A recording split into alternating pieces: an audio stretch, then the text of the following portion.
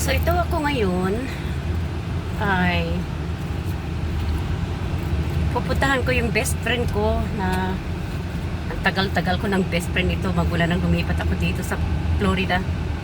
Hindi ko lang pinapakita sa inyo. Ayan, dito po tayo, no?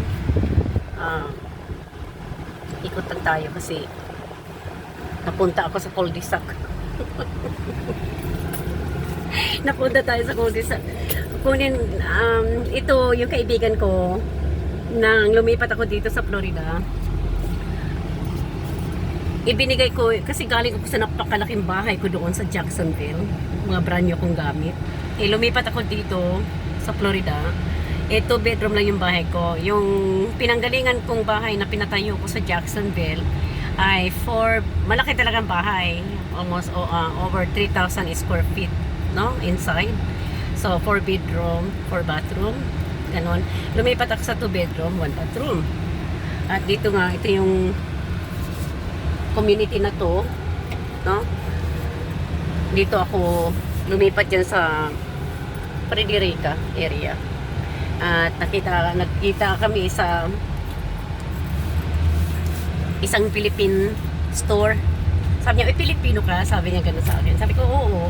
Bisaya ka? Sabi ko, oo. Bisaya rin ako. Sabi niya gano'n. At yun na nga, nag-usap kami. Sabi ko, taga Davao ako. Sabi, taga Davao rin ako. Pero nitong panahon na to, 2 years old pala yung baby ko, yung anak kong babae, ay pangalanan. Anyway, siya nagtatrabaho, night shift ako. Ako day shift ako. Kaya siya nag-aalaga sa anak ko, tuwing ako, single mom nga ako, no? Siya nag-aalaga ng baby ko for like 7, almost 9 years. Yeah. At dahil magkapitbahay nga kami, lahat ng activities ay magkasama kami, mag-shopping, mag-chit-chatan. Tapos minsan lalakad lang ako galing sa bahay. Ito yung lugar na to. Yan, parang ganyan ang bahay ko, no? Parang ganyan ang bahay ko. Tapos nasa likod niyan yung dati kong bahay. No, tandaan nyo ha, nasa likod yan yung dati kong bahay. Ngayon, lalakarin ko kasi runner ako di ba? Nagra-run ako. Nilalakad ko.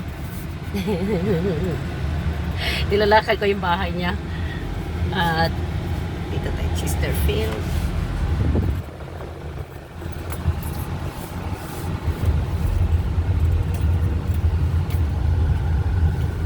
Dito tayo, Stratford.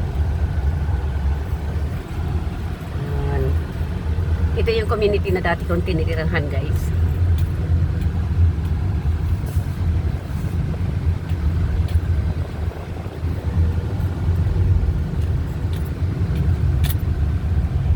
At ito naman ang bahay ng best friend ko rin na yung anak niyang babae na pangasawa ng anak niyang lalaki. So ito yung dito siya.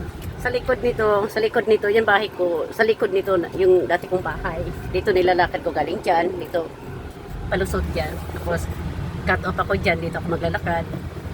Dito punta tayo sa bahay niya.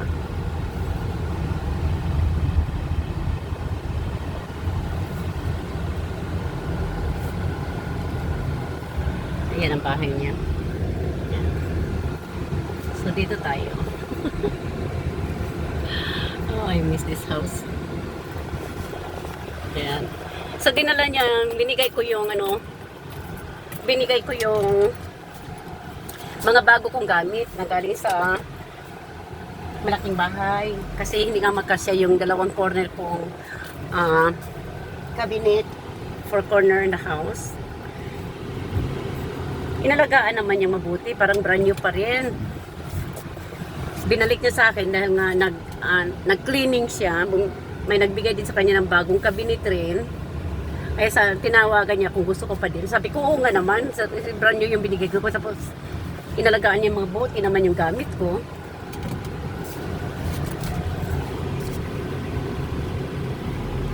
Oops. Patatamaan ko yung mailbox.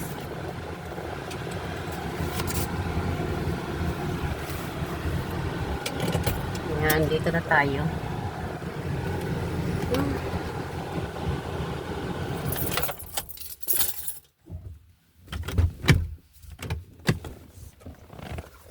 Kaya ngayon, pag nakita niyo magulo ang bahay niya kasi nag-rearrange siya Nag-rearrange sa taga Davao. Galing ng Davao ito. Nagbakasyon. Last month lang.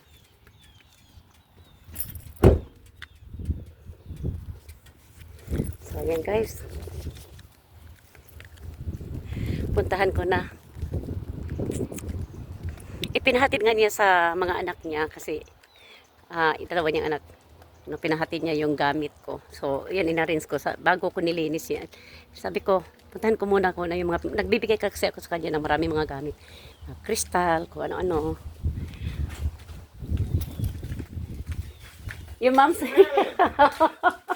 I haven't seen you in a long I time. know, right? It's just 2 minutes ago. Hello. Today, who's that? Oh no, I'm doing live. This is my best friend. I told you. Since I moved to Florida, she's my best friend. Every day we go shopping, eat together, chit-chatting. Kasama na yung story dito. Kasama na yung video. Wala, nag-video lang ko. Wala man ko. Ganina nag-live ko. Earlier when they arrived, I was on live. Oh. Yeah. O, So- ulaman na lang ni mo na yung pumpuan. Ako ang basket mo. Taad lang sa imong gusto. Ang sa nang imuha diha. Kain. Kani man, kani? Oh, tanan na, di ka na dito sa kuan. Okay. Pero puting hugawa kay abog